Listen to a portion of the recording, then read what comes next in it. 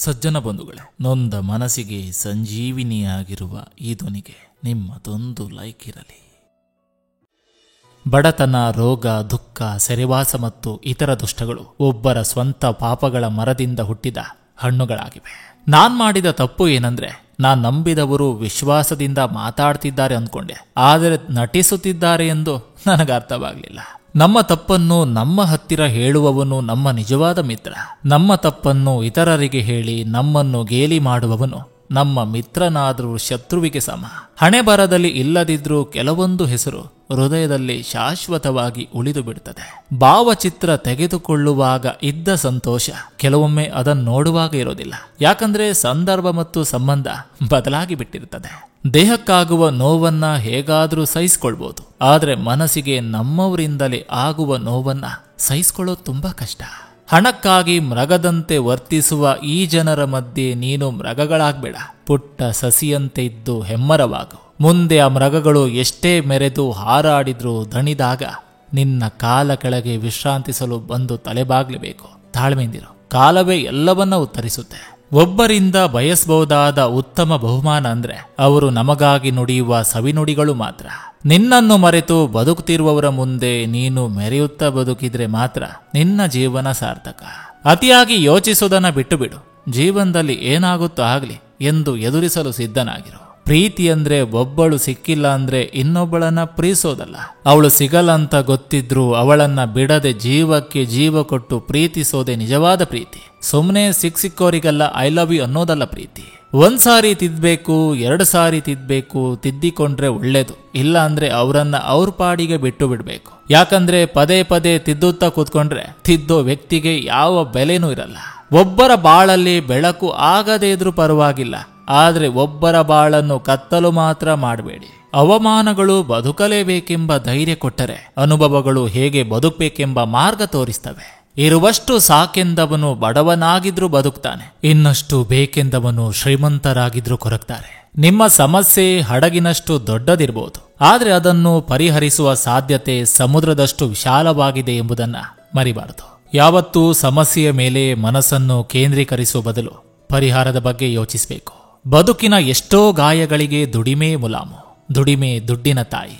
ಮನುಷ್ಯ ತಿಳಿದಿರುವುದು ಹನಿಯಷ್ಟು, ತಿಳಿಯಬೇಕಾದದ್ದು ಸಮುದ್ರದಷ್ಟು. ಹೆಣ್ಣು ಒಡ ಹುಟ್ಟಿದವರಿಗೆ ಅಕ್ಕ ತಂಗಿಯಾದಳು, ಮೆಚ್ಚಿದವನಿಗೆ ಮಡದಿಯಾದಳು, ಹುಟ್ಟಿದ ಮನೆಗೆ ಮಗಳಾದಳು, ಸೇರಿದ ಮನೆಗೆ ಸೊಸೆಯಾದಳು, ಹೋದ ಮನೆಯ ಶಾಶ್ವತ ಸದಸ್ಯೆಯಾದಳು. ಕೊನೆಗೆ ತವರು ಮನೆಗೆ ಅವಳೇ ಕೇವಲ 2 ರಿಂದ 3 ದಿನದ ಅತಿಥಿಯಾದಳು.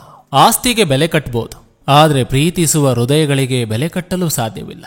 ಪ್ರತಿಯೊಂದು ಕತ್ತಲೆ ಮನೆಗೂ ಬೆಳಕಿನ ದಾರಿಗಾಗಿ ಒಂದು ಕಿಟಕಿ ಇದ್ದೇ ಇರ್ತದೆ. ಅದೇ ರೀತಿ ನಮ್ಮ ಕಷ್ಟದ ಜೀವನದಲ್ಲೂ ಸುಖದ ದಾರಿಗಾಗಿ ಒಂದು ದಾರಿ ಇದ್ದೇ ಇರ್ತದೆ. 1000 ಸವಾಲಿದ್ದರೂ ಸಾಧಿಸುವ ಛಲವಿರ್ಲಿ. ಸಾಧಿಸಿದ ನಂತರ ಅಹಂಕಾರ ನಿನ್ನ ಬಳಿ ಸುಳಿಯದಿರ್ಲಿ. ಹಣವನ್ನ ಯಾವಾಗ ಬೇಕಾದರೂ ಸಂಪಾದನೆ ಮಾಡಬಹುದು, ಆದ್ರೆ ಸಮಯ, ನಂಬಿಕೆ, ಪ್ರೀತಿ ಎಲ್ಲವೂ ಒಂದೇ ಬಾರಿ ಮಾತ್ರ ಬರೋದು. ಆಸಕ್ತಿಯ ಯಾವುದಾದ್ರೂ ವಿಚಾರಗಳಲ್ಲಿ ಮತ್ತು ಒಳ್ಳೆಯ ಸಾಮಾಜಿಕ ಕಾರ್ಯಗಳಲ್ಲಿ ನಮ್ಮನ್ನ ನಾವು ತೊಡಗಿಸಿಕೊಂಡಾಗ ಚಿಂತೆ ದೂರವಾಗ್ತದೆ. ಜೀವನದಲ್ಲಿ ಬಯಸಿದ್ದು ಸಿಗ್ಬೇಕಾದ್ರೆ 2 ಕೆಲಸವನ್ನ ತಪ್ಪದೆ ಅನುಸರಿಸಬೇಕು. ಹಿಂದೆ ಆಗಿದ್ರ ಬಗ್ಗೆ ಯಾವತ್ತೂ ಚಿಂತಿಸಬಾರ್ದು. ಹಿಂದೆ ಮಾತಾಡೋರ ಬಗ್ಗೆ ಯಾವತ್ತೂ ತಲೆ ಕೆಡಿಸ್ಕೋಬಾರ್ದು. ದೀಪ ಮಾತಾಡೋದಿಲ್ಲ, ಆದ್ರೆ ಬೆಳಕು ದೀಪದ ಪರಿಚಯ ನೀಡುತ್ತೆ. ಅದೇ ತರ ನೀವು ನಿಮ್ಮ ಬಗ್ಗೆ ಏನು ಹೇಳಬೇಡಿ. ಒಳ್ಳೆಯ ಕೆಲಸ ಮಾಡ್ತಾ ಇರಿ ಸಾಕು, ಅದೇ ನಿಮ್ಮ ಪರಿಚಯ ನೀಡುತ್ತೆ. ಕಾರಣವಿಲ್ಲದೆ ಪರಿಚಯವಾಗಿ, ಕಾಳಜಿಯಿಂದ ಗಟ್ಟಿಯಾಗಿ, ನಂಬಿಕೆಯಿಂದ ಮುಂದುವರೆದು, ನಿಯತ್ತಿನಿಂದ ಜೊತೆಗಿದ್ದು ಯೋಗ್ಯತೆಯಿಂದ ಉಳಿಸ್ಕೊಳ್ಬೇಕು ಸಂಬಂಧ. ಅತಿಯಾಗಿ ನಂಬಿದ್ರೆ ನಂಬಿಕೆಗೆ ಪದೇ ಪದೇ ಪೆಟ್ಟು ಬೀಳ್ತದೆ. ಅತಿಯಾಗಿ ಹಚ್ಚಿಕೊಂಡ್ರೆ ಮನಸ್ಸಿಗೆ ಮತ್ತೆ ಮತ್ತೆ ಮೋಸ ಆಗ್ತದೆ. ಒಮ್ಮೆ ಕ್ಷಮಿಸಿಬಿಡು, ಮತ್ತೊಮ್ಮೆ ಕ್ಷಮಿಸಿ ನೋಡು. ಮತ್ತೆ ಮರುಕಳಿಸಿದ್ರೆ ಅದು ನಿನಗೆ ಆಗುತ್ತಿರುವ ಮೋಸವೆಂದು ತಿಳಿದು ದೂರ ಸರಿದು ಬಿಡು. ಕೆಲವರ ಬದುಕಿನಲ್ಲಿ ಅತಿಥಿಯಾಗಿಯೇ ಉಳಿದು ಬಿಡಬೇಕೇ ಹೊರತು ಆತ್ಮೀಯರಾಗಲು ಬಯಸಬಾರದು. ಕೆಲವೊಮ್ಮೆ ಆತ್ಮೀಯತೆ ಸಂಬಂಧವನ್ನೇ ಹಾಳು ಮಾಡಿಬಿಡುವುದು. ಈ ಪ್ರಪಂಚದಲ್ಲಿ ಮೋಸವಿಲ್ಲದ ಜಾಗ ಇದೆ. ಅದ್ಯಾವುದಂದ್ರೆ ಅಮ್ಮನ ಗರ್ಭ ಮತ್ತು ಅಪ್ಪನ ನೆರಳು. ಒಳ್ಳೆಯ ಉಡುಪು ತಾತ್ಕಾಲಿಕವಾಗಿ ವ್ಯಕ್ತಿಯನ್ನ ಬದಲಿಸ್ತದೆ, ಆದ್ರೆ ಒಳ್ಳೆಯ ನಡತೆ ವ್ಯಕ್ತಿತ್ವವನ್ನ ಶಾಶ್ವತವಾಗಿ ರೂಪಿಸ್ತದೆ. ಹೆಗಲ ಮೇಲೆ ಭಾರವನ್ನು ಹೊತ್ತ ವ್ಯಕ್ತಿ ಪರ್ವತವನ್ನು ಹತ್ತಲಾರ. ಹಾಗೆ ಅಹಂಕಾರವೆಂಬ ಭಾರವನ್ನ ಹೊತ್ತ ವ್ಯಕ್ತಿ ಜೀವನದಲ್ಲಿ ಏನನ್ನೂ ಸಾಧಿಸಲಾರ. ಕೆಟ್ಟ ದಿನಗಳು ಶಾಶ್ವತವಲ್ಲ, ಅದನ್ನು ಸಮಾಧಾನವಾಗಿ ತೆಗೆದುಕೋ. ಭಯಪಡಬೇಡ. ಇಲ್ಲಿ ನಾನು ಯಾರಿಗೂ ಬೇಡವಾದೆ ಎಂದು ಅಳಬೇಡ. ನೀನು ಎಲ್ಲರಿಗೂ ಬೇಕಾದ ಸಮಯವು ಬಂದೇ ಬರ್ತದೆ. ಆಗ ನಿನ್ನ ಬೆಲೆ ಎಲ್ಲರಿಗೂ ತಿಳಿಯುತ್ತದೆ. ನಿಮ್ಮ ಮನಸ್ಸನ್ನು ನಿಯಂತ್ರಿಸುವ ಸಾಮರ್ಥ್ಯ ನಿಮ್ಮಲ್ಲಿದ್ರೆ ನಿಮ್ಮ ಜೀವನವನ್ನು ಬದಲಾಯಿಸುವ ಸಾಮರ್ಥ್ಯ ಸಹ ನಿಮ್ಮ ಬಳಿ ಅಡಗಿರುತ್ತದೆ. ಕಣ್ಣೀರು ನಗುವಿಗಿಂತ ಹೆಚ್ಚು ಶ್ರೇಷ್ಠ. ಯಾಕಂದ್ರೆ ನಗುವನ್ನು ಯಾರಿಗೆ ಬೇಕಾದರೂ ಬೀರಬಹುದು, ಆದರೆ ನಾವು ಪ್ರೀತಿಸುವ ವ್ಯಕ್ತಿಗೆ ಮಾತ್ರ ಕಣ್ಣೀರು ಮಿಡಿಯಬಹುದು. ಜೀವನದಲ್ಲಿ ಏನೇ ಕಳೆದುಕೊಂಡರೂ ದುಃಖಿಸಬೇಡಿ. ಯಾಕಂದ್ರೆ ಮರವು ಎಲೆಯನ್ನು ಕಳೆದುಕೊಂಡಾಗ ಅದರ ಸ್ಥಳದಲ್ಲಿ ಹೊಸ ಎಲೆಯು ಬೆಳೆಯುತ್ತದೆ. ಯಾರು ಶ್ರೇಷ್ಠರೂ ಅಲ್ಲ, ಕನಿಷ್ಠರೂ ಅಲ್ಲ. ಪ್ರತಿಯೊಬ್ಬರಿಗೂ ಅವರದ್ದೇ ಆದ ವೈಶಿಷ್ಟ್ಯಗಳಿರ್ತವೆ. ಯಾರನ್ನೂ ಯಾರಿಗೂ ಹೋಲಿಸದೆ ಎಲ್ಲರನ್ನೂ ಗೌರವಿಸೋಣ. ಜೀವನ ಎಷ್ಟು ವಿಚಿತ್ರ ಅಂದ್ರೆ ಎಲ್ಲೋ ಇದ್ದವರನ್ನ ಪರಿಚಯ ಮಾಡಿಸುತ್ತೆ, ಆಮೇಲೆ ಬರೀ ನೆನಪುಗಳನ್ನ ಉಳಿಸಿಬಿಡುತ್ತೆ. ಶ್ರೀಮಂತ ಜನರು ಹಣಕ್ಕಾಗಿ ಬದುಕ್ತಾರೆ, ಬಡವರು ಆಹಾರಕ್ಕಾಗಿ ಬದುಕ್ತಾರೆ, ಮಧ್ಯಮ ವರ್ಗದ ಜನರು ಮರ್ಯಾದೆಗಾಗಿ ಬದುಕ್ತಾರೆ. ಶ್ರೀಕೃಷ್ಣ ಹೇಳ್ತಾನೆ, ಒಂಟಿತನ ಕಷ್ಟ ಅನ್ಸುತ್ತೆ, ಆದ್ರೆ ಅದೇ ಉತ್ತಮ. ಬದುಕಿರುವಾಗ ಯಾರೂ ಕೇಳಲಿಲ್ಲ ಹೇಗಿದೆ ಬದುಕೆಂದು, ಸತ್ತಾಗ ಎಲ್ಲ ಕೇಳಿದ್ರು ಹೇಗ್ ಸತ್ತ ಎಂದು. ಗುಡಿಯಲ್ಲಿರುವ ದೇವರ ವಿಗ್ರಹ ಕಲ್ಲಿನದೇ ಆಗಿರ್ಬೋದು, ದೇವರ ಪಟಗಳು ಮನುಷ್ಯ ಬಿಡಿಸಿದ ಚಿತ್ರಗಳೇ ಆಗಿರ್ಬೋದು, ಆದರೆ ಅದರಲ್ಲಿ ದೇವರನ್ನು ಕಾಣುವ ಮನಸ್ಸು ಕಲ್ಲಾಗಿರಲು ಸಾಧ್ಯವಿಲ್ಲ. ನಂಬಿಕೆಯ ಜೀವನದ ಮೂಲ ಸೆಲೆ. ನಂಬಿಕೆಗಿಂತ ಮಿಗಿಲಾದ ಭರವಸೆ ಮತ್ತೊಂದಿಲ್ಲ. ಓದುವ ಸಮಯದಲ್ಲಿ ನಾವು ನಿಯತ್ತಿನಿಂದ ಪುಸ್ತಕದ ಜೊತೆ ಗೆಳೆತನ ಮಾಡಿದ್ರೆ ಮುಂದೆ ಒಂದು ದಿನ ಇಡೀ ಜಗತ್ತೇ ನಮ್ಮ ಸ್ನೇಹಕ್ಕಾಗಿ ಕಾಯುವ ಹಾಗೆ ಪುಸ್ತಕ ಮಾಡ್ತದೆ. ನಮ್ಮ ಸಂದೇಶ ನೋಡಿದ್ರೂ ಅವರಿಂದ ಉತ್ತರ ಬರದಿದ್ರೆ ಅರ್ಥ ಮಾಡ್ಕೊಳ್ಬೇಕು, ನಾವು ಅವರಿಗೆ ಹೊರೆಯಾಗಿದ್ದೇವೆ, ಬೇಸರ ಆಗಿದ್ದೇವೆ ಅಂತ. ಮೌನವು ಮುಗ್ಧ ಮನಸ್ಸುಗಳ ಆಸ್ತಿ ಅಲ್ಲವೇ? ಮುಗ್ಧ ಮನಸ್ಸುಗಳಿಗೆ ಎಷ್ಟೇ ನೋಯಿಸಿದ್ರು ಅವಮಾನಿಸಿದ್ರು ಅವರ ಮುಖದಲ್ಲಿ ಬರುವುದು ಮುಗ್ಧ ಮೌನದ ನಿಷ್ಕಲ್ಮಶ ನಗುವಂದೇ ಅಲ್ಲವೇ? ಆದ್ರೆ ಆ ಮೌನವು ಒಮ್ಮೆ ತಿರುಗಿ ಬಿದ್ರೆ ಧರ್ಮದ ಜ್ಯೋತಿಯ ಎದುರು ಅಧರ್ಮವು ಸುಟ್ಟು ಹೋದ ಹಾಗೆ ಬೂದಿಯಾಗುವುದು ಖಚಿತವಾಗಿರ್ತದೆ. ಅರಮನೆ ಇದ್ದ ಮಾತ್ರಕ್ಕೆ ಬದುಕು ಬಂಗಾರವಾಗದು. ಮನಸ್ಸಿಗೆ ನೆಮ್ಮದಿ ಇದ್ರೇನೆ ಜೀವನ ಬಂಗಾರವಾಗೋದು. ರೂಪ ಮತ್ತು ರೂಪಾಯಿ ಇದು ಯಾವುದು ಶಾಶ್ವತವಲ್ಲ. ಮನುಷ್ಯನ ಒಳ್ಳೆಯ ಗುಣ ಒಂದೇ ಶಾಶ್ವತ. ನಗುತ್ತಾ ಬಾಳ್ತೇವೋ ನಗಿಸುತ್ತಾ ಬಾಳ್ತೇವೋ ಎರಡೂ ಮುಖ್ಯವಲ್ಲ. ಯಾರನ್ನು ಅಳಿಸದೆ ಬಾಳುವುದೇ ಅತಿ ಮುಖ್ಯ. ಜೀವನದಲ್ಲಿ ಒಬ್ಬರನ್ನ ಸಂಪಾದಿಸುವುದು ಎಷ್ಟು ಮುಖ್ಯವೋ ಅವರನ್ನ ಉಳಿಸ್ಕೊಳ್ಳೋದು ಕೂಡ ಅಷ್ಟೇ ಮುಖ್ಯ. ಪ್ರೀತಿಗೆ ಬೆಲೆ ಕಟ್ಟೋದು ಬೇಕಿಲ್ಲ, ಪ್ರೀತಿಸಿದವರಿಗೆ ಬೆಲೆ ಕೊಟ್ಟರೆ ಸಾಕು. ಪ್ರೀತಿಗೆ ಪ್ರಾಣ ಕೊಡೋದು ಬೇಕಿಲ್ಲ, ಪ್ರೀತಿಸಿದವರಿಗಾಗಿ ಸಮಯ ಕೊಟ್ಟರೆ ಸಾಕು. ಗೆಳೆಯರು ಕಡಿಮೆ ಇದ್ರೂ ಪರವಾಗಿಲ್ಲ, ಆದ್ರೆ ಒಳ್ಳೆಯ ಗುಣ ಇರುವ ಸ್ನೇಹಿತರು ಇರೋದು ಮುಖ್ಯ. ದುಡ್ಡಿನ ಸಹಾಯ ಮಾಡದೆ ಹೋದ್ರೂ ಪರವಾಗಿಲ್ಲ, ನೋವಿನಲ್ಲಿದ್ದಾಗ ನಮಗೆ ಧೈರ್ಯ ಹೇಳುವ ಒಬ್ಬ ಗೆಳೆಯ ಅಥವಾ ಗೆಳತಿದ್ರೆ ಸಾಕು. ಆವತ್ತು ನನ್ನ ಗುಣಗಳನ್ನ ಹೊಗಳಿದವರು ಇವತ್ತು ನನ್ನ ವ್ಯಕ್ತಿತ್ವ ಸರಿಯಿಲ್ಲ ಎಂದು ತೆಗಳುತ್ತಿದ್ದಾರೆ. ಆದ್ರೂ ಪರವಾಗಿಲ್ಲ, ದೇವರಿದ್ದಾರೆ ನನ್ನ ಜೊತೆ. ಕಷ್ಟವೋ ಸುಖವೋ ಎಲ್ಲವೂ ನಿನ್ನ ಪ್ರಸಾದವೇ. ನೀನು ಕೊಟ್ಟದನ್ನು ಅನುಭವಿಸುವುದಷ್ಟೇ ನನ್ನ ಕರ್ತವ್ಯ. ಮುಂದೆ ಆಗುವುದೆಲ್ಲವೂ ನಿನ್ನ ಇಚ್ಛೆ. ಆ ಇಚ್ಛೆಗೆ ವಿರುದ್ಧವಾಗಿ ನಡೆಯುವ ಶಕ್ತಿ ನನಗಿಲ್ಲ. ಆದ್ರೆ ಬಂದ ಕಷ್ಟಗಳನ್ನ ತಡೆದು ನಿಲ್ಲುವ ಶಕ್ತಿ ಕೊಡು ಭಗವಂತ. ಎಲ್ಲ ಕೈಬಿಟ್ಟ ಮೇಲೂ ನಂಬಿದ್ದು ನಿನ್ನ ಮಾತ್ರ. ನನಗಾಗಿ ಏನನ್ನೂ ಕೇಳಲಾರೆ, ನೀನೇ ಕೊಟ್ಟ ಈ ಬದುಕಲೊಂದು ಬೆಳಕು ಕೊಡು ಸಾಕು ಭಗವಂತ. ಪ್ರಶ್ನೆ ಮಾಡುವ ಹಕ್ಕು, ಉತ್ತರಿಸುವ ಹೊಣೆಗಾರಿಕೆ ಇದ್ದಾಗ ಯಾವುದೇ ಸಂಬಂಧ ಆಗಲಿ ಸುಂದರವಾಗಿರ್ತದೆ. ಶ್ರೀಮಂತಿಕೆ ಇದೆ ಅಂತ ಅಹಂಕಾರ ಪಡೋದು ಬಿಟ್ಟು ನಿಮ್ಮ ಗುಣದಲ್ಲಿ ಶ್ರೀಮಂತಿಕೆ ತೋರಿಸಿ. ಕೆಲವರು ನಮ್ಮ ಜೀವನದಲ್ಲಿ ಆಕಸ್ಮಿಕವಾಗಿ ಬಂದು ಕೊನೆಯವರೆಗೂ ಅಜರಾಮರಾಗಿ ಉಳಿತಾರೆ. ಇನ್ನು ಕೆಲವರು ಎಷ್ಟೇ ಪರಿಚಯ ಇದ್ರೂ ಕೊನೆಯವರೆಗೂ ಅಪರಿಚಿತರಾಗಿ ಉಳಿತಾರೆ. ತನ್ನೊಳಗೆ ತಾನು ಇಳಿಯುವುದೇ ಜ್ಞಾನ, ತನ್ನನ್ನು ತಾನು ತಿಳಿಯುವುದೇ ಜ್ಞಾನ. ನಾನು ಎನ್ನುವ ಅಹಂಕಾರ ಮನಸ್ಸನ್ನ ಸುಟ್ರೆ ನಾನೇ ಹೆಚ್ಚು ಎನ್ನುವ ದುರಹಂಕಾರ ಜೀವನವನ್ನೇ ಸುಡ್ತದೆ.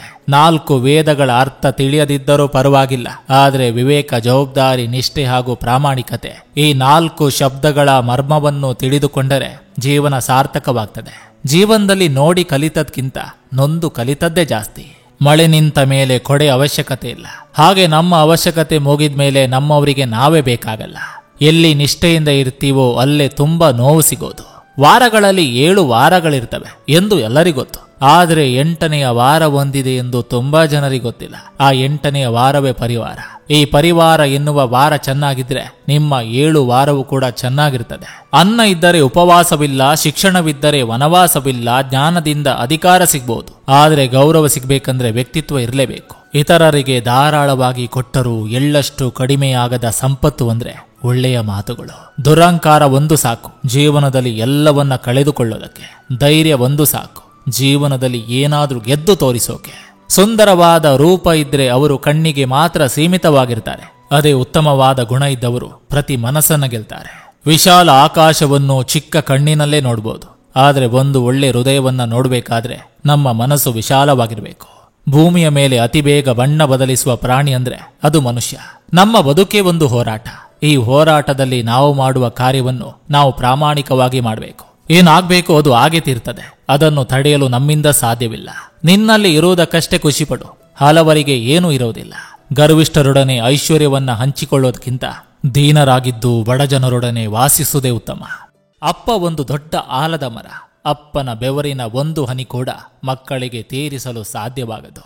ಆದುದರಿಂದ ಅಪ್ಪನೊಂದಿಗೆ ತಾಳ್ಮೆಯಿಂದ ವರ್ತಿಸಿ. ದಯವಿಲ್ಲದ ಧರ್ಮ ಯಾವುದಯ್ಯ, ದಯವೇ ಧರ್ಮದ ಮೂಲವಯ್ಯ.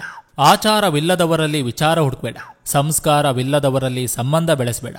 ನೀತಿ ಇಲ್ಲದವರಲ್ಲಿ ನಿಯಮಗಳ ಬಯಸಬೇಡ. ಮಾನವೀಯತೆ ಇಲ್ಲದವರಲ್ಲಿ ಸಹಾಯ ಕೇಳಬೇಡ. ದುಷ್ಟರೆದುರು ತಲೆಬಾಗಿ ನಿಲ್ಬೇಡ. ನೊಂದವರ ಮುಂದೆ ಅಹಂಕಾರ ತೋರ್ಬೇಡ. ವಿನಾಕಾರಣ ಯಾರ ಮನಸ್ಸನ್ನು ನೋಯಿಸಬೇಡ. ನಿನ್ನ ಮನ ನೋಯಿಸುವವರ ನೀ ಸುಮ್ಮನೆ ಬಿಡಬೇಡ. ಇದೇ ಅಂತರಂಗ, ಇದೇ ಬಹಿರಂಗ. ಬದುಕಿನಲ್ಲಿ ಎಲ್ಲವೂ ಮಿತವಾಗಿದ್ರೆ ಬದುಕು ಯಾವಾಗಲೂ ಹಿತವಾಗಿರುತ್ತೆ. ಹಳಸಿದ ಸಂಬಂಧಗಳಿಗೆ ಎಷ್ಟು ಉಪ್ಪು ಹುಳಿ ಖಾರ ಹಾಕಿದ್ರೂ ಕೂಡ ಅದು ಆರೋಗ್ಯಕ್ಕೆ ಹಾನಿಕರವೇ. ಆಹಾರವಾಗ್ಲಿ ಸಂಬಂಧವಾಗ್ಲಿ ಚೆನ್ನಾಗಿದ್ರಷ್ಟೇನೆ ಚಂದ. ಸ್ನೇಹವೇ ಆಗ್ಲಿ ಪ್ರೀತಿಯಾಗ್ಲಿ ಯಾವುದನ್ನು ಬಲವಂತವಾಗಿ ಇರಿಸ್ಕೊಳ್ಬೇಡಿ. ಮುಂದೆ ಅದು ಅನುಮಾನ, ಕೋಪ, ಅಸೂಯೆ, ದ್ವೇಷಕ್ಕೆ ಕಾರಣವಾಗ್ತದೆ. ಈ ಮುಗುಳ್ನಗುವೆ ನೀ ಮಾಡುವ ಎಲ್ಲ ಆರೋಪಗಳಿಗೂ ನಾನೀಡುವ ಜವಾಬು. ಬದುಕು ಆನಂದವಾಗ್ಬೇಕೆ? ಆಗಿ ಹೋಗಿದ್ದನ್ನ ಮರೆತು ಬಿಡಿ. ಈಗಿನದಕ್ಕೆ ಖುಷಿ ಪಡಿ. ಬರಲಿರುವುದಕ್ಕೆ ತಾಳ್ಮೆಯಿಂದ ಕಾಯಿರಿ. ಜೀವನ ಒಂದು ಪ್ರಸಾದದಂತೆ. ಸಿಕ್ಕಿರುವುದರಲ್ಲಿ ಸಂತೋಷವಾಗಿ ಬದುಕಬೇಕು. ಆದ್ರೆ ಅದರಲ್ಲಿ ಗೋಡಂಬಿ ಇಲ್ಲ, ಒಣದ್ರಾಕ್ಷಿ ಇಲ್ಲ ಅಂತ ನೋವು ಪಡಬಾರ್ದು. ಪ್ರೀತಿ ಅನ್ನೋದು ಕಣ್ಣಲ್ಲಿ ಹುಟ್ಟಿ ಖಾಲಿಯಾಗೋ ಕಣ್ಣೀರಾಗಬಾರ್ದು. ಮನಸ್ಸಲ್ಲಿ ಹುಟ್ಟಿ ಮಣ್ಣಾದ್ರೂ ಮರೆಯಲಾಗದ ನೆನಪಾಗಿರ್ಬೇಕು. ಹುಟ್ಟು ಸಾವು ಗುಟ್ಟಾಗಿ ಇಟ್ಟು, ನೋವು ನಲಿವು ಜೊತೆಗೆ ಕೊಟ್ಟು, ಮತ್ತಷ್ಟು ಬೇಕೆಂಬ ಆಸೆ ಇಟ್ಟು, ಸಾಕೆಂದು ಹೇಳುವುದರ ಮರೆತು ಬಿಟ್ಟು, ಎಲ್ಲವನ್ನು ಕೊಟ್ಟು ಕಲ್ಲಾಗಿ ಕೂತೆ ಬಿಟ್ಟ ಆ ಭಗವಂತ. ಮನುಷ್ಯ ತನ್ನದೇ ಯೋಚನೆ ಹಾಗೂ ಪ್ರಯತ್ನಗಳ ಪ್ರಕಾರ ತನ್ನ ಬದುಕು ನಡೆಯುತ್ತಿದೆ ಎಂದು ಅಂದುಕೊಳ್ಳುತ್ತಿರ್ತಾನೆ. ಆದರೆ ವಿಧಿ ತನ್ನ ಯೋಜನೆಗೆ ತಕ್ಕಂತೆ ಮನುಷ್ಯನಿಗೆ ಯೋಚನೆ ಕೊಟ್ಟು ಸದ್ದಿಲ್ಲದೆ ಆಟ ಆಡಿಸ್ತಿರ್ತದೆ. ದುಡ್ಡಲ್ಲಿ ಯಾವ ಸಂತೋಷ ಇಲ್ಲ, ಆದರೆ ಸಂತೋಷ ಕೊಡುವ ಪ್ರತಿಯೊಂದರ ಹಿಂದೆನೂ ದುಡ್ಡಿದೆ. ಮನುಷ್ಯನ ಜೀವನದಲ್ಲಿ ನಿರೀಕ್ಷೆಗಳು ಜಾಸ್ತಿ. ಭಗವಂತನ ಆಟದಲ್ಲಿ ಪರೀಕ್ಷೆಗಳು ಜಾಸ್ತಿ. ಬೆಟ್ಟದಷ್ಟು ಕಷ್ಟಗಳು ಬಂದರೂ ಭಯಪಡಬೇಡಿ. ನಿಮ್ಮ ಧೈರ್ಯಕ್ಕೆ ಬೆಟ್ಟವನ್ನು ಪುಡಿ ಪುಡಿ ಮಾಡುವ ಶಕ್ತಿ ಇದೆ. ಅದುವೇ ನಿಮ್ಮ ಆತ್ಮವಿಶ್ವಾಸ. ಒಳ್ಳೆತನ ಶಾಪವೋ ವರದಾನವೋ ಗೊತ್ತಿಲ್ಲ, ಆದರೆ ಕೊನೆಗೆ ಕೆಟ್ಟವನೆಂಬ ಅಪವಾದ ಸಿಗೋದು ಖಂಡಿತ ಸತ್ಯ.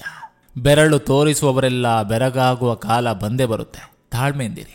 ಜೀವನದಲ್ಲಿ ಕಷ್ಟವೆಂಬುದು ಇಲ್ಲದಿದ್ರೆ ಸುಖದ ಬೆಲೆ ತಿಳಿಯದು. ಕೋಪ ಎಂಬುದು ಇಲ್ಲದಿದ್ರೆ ಪ್ರೀತಿಯ ಬೆಲೆ ತಿಳಿಯದು. ಕೆಲವೊಮ್ಮೆ ನಮ್ಮ ಕೆಲವು ಪ್ರಶ್ನೆಗಳಿಗೆ ಅವರ ನಡವಳಿಕೆ ಉತ್ತರವಾಗಿರುತ್ತೆ. ಕೆಲವರಿಗೆ ನಮ್ಮ ಮೇಲೆ ತುಂಬಾ ಪ್ರೀತಿ, ಆದರೆ ಆ ಪ್ರೀತಿ ಬರೀ ಮಾತಿನಲ್ಲಿ ಮಾತ್ರ. ಸಮಯ ಗಾಯವನ್ನ ವಾಸಿ ಮಾಡೋದಿಲ್ಲ, ಆದರೆ ಅದು ನೋವಿನೊಂದಿಗೆ ಹೇಗೆ ಬದುಕಬೇಕು ಎಂಬುದನ್ನ ಕಲಿಸ್ತದೆ. ನೋವನ್ನು ಬಹುಕಾಲ ಅನುಭವಿಸುವುದು ಒಂದು ಪಾಠ. ಪ್ರತಿಯೊಂದು ಸೋಲಿನಲ್ಲೂ ಗೆಲುವಿನ ರಹಸ್ಯ ಅಡಗಿದೆ ಎಂದು ಯಾವ ಮನುಷ್ಯ ಅರಿತಿರ್ತಾನೋ ಅದುವೇ ಅವನ ಮೊದಲ ಗೆಲುವಾಗಿರ್ತದೆ. ಇತರರಿಗೆ ನೋವುಂಟು ಮಾಡಿದಾಗ ತಾತ್ಕಾಲಿಕ ಆನಂದ ಸಿಗ್ಬೋದು, ಆದರೆ ಅದರ ಫಲವನ್ನು ಕಾಲಾಂತರದಲ್ಲಿ ಅನುಭವಿಸಲೇಬೇಕಲ್ಲ. ನನಗ್ಯಾರು ದಿಕ್ಕಿಲ್ಲ ಅನ್ನೋದು ಅರ್ಧ ಸತ್ಯ. ದಿಕ್ಕಿಲ್ಲದವರಿಗೆ ದೇವರೇ ದಿಕ್ಕು ಅನ್ನೋದು ಪೂರ್ಣ ಸತ್ಯ. ಭರವಸೆಗಳು ಎಂದಿಗೂ ಮೋಸ ಮಾಡೋದಿಲ್ಲ, ಆದರೆ ದುಷ್ಟರ ಮೇಲೆ ಅತಿಯಾದ ಭರವಸೆ ಇಟ್ಟಿರುವ ವ್ಯಕ್ತಿ ಖಂಡಿತ ಮೋಸ ಮಾಡ್ತಾನೆ. ಅದು ಅವನ ಹುಟ್ಟುಗುಣವಾಗಿರ್ತದೆ. ಒಬ್ಬರು ಅತಿಯಾಗಿ ನಂಬುತ್ತಿದ್ದಾರೆ ಅಂದ್ರೆ ಅವರಿಂದ ಸಾಧ್ಯವಾದುದನ್ನೆಲ್ಲ ಪಡೆದು ಬಿಡಬೇಕು ಎನ್ನುವ ದುರಾಸೆ ಮನದಲ್ಲಿ ಮೂಡ್ತದೆ. ಅಂತಹ ದುಷ್ಟ ಜನರನ್ನು ನಂಬುವ ಮೊದಲು ಯೋಚಿಸಬೇಕು. ಎಲ್ರಿಗೂ ನಮಸ್ಕಾರ. ನಾನು ನಿಮ್ಮ AK ಶೆಟ್ಟಿನಡೂರು. ನೀವಿನ್ನು ನನ್ನ ಚಾನಲ್ಗೆ ಮೊದಲ ಭೇಟಿ ಕೊಟ್ಟಿದ್ರೆ ದಯವಿಟ್ಟು ಸಬ್ಸ್ಕ್ರೈಬ್ ಮಾಡಿ, ಪಕ್ಕದಲ್ಲಿರುವಂಥ ಬೆಲ್ ಬಟನ್ ಅನ್ನು ಕ್ಲಿಕ್ ಮಾಡಿ. ಈ ಸಂಚಿಕೆ ನಿಮ್ಗೆ ಇಷ್ಟವಾಗಿದ್ರೆ ದಯವಿಟ್ಟು ಒಂದು ಲೈಕ್ ಮಾಡಿ, ಜೊತೆಗೊಂದು ಕಮೆಂಟ್ ಮಾಡಿ ಅಂತ ಹೇಳ್ತಾ ಮತ್ತೆ ಮುಂದಿನ ಸಂಚಿಕೆಯೊಂದಿಗೆ ಅತಿ ಶೀಘ್ರದಲ್ಲಿ ನಿಮ್ಮನ್ನ ಭೇಟಿ ಆಗ್ತೇನೆ. ಎಲ್ರಿಗೂ ಒಳ್ಳೆಯದಾಗಲಿ.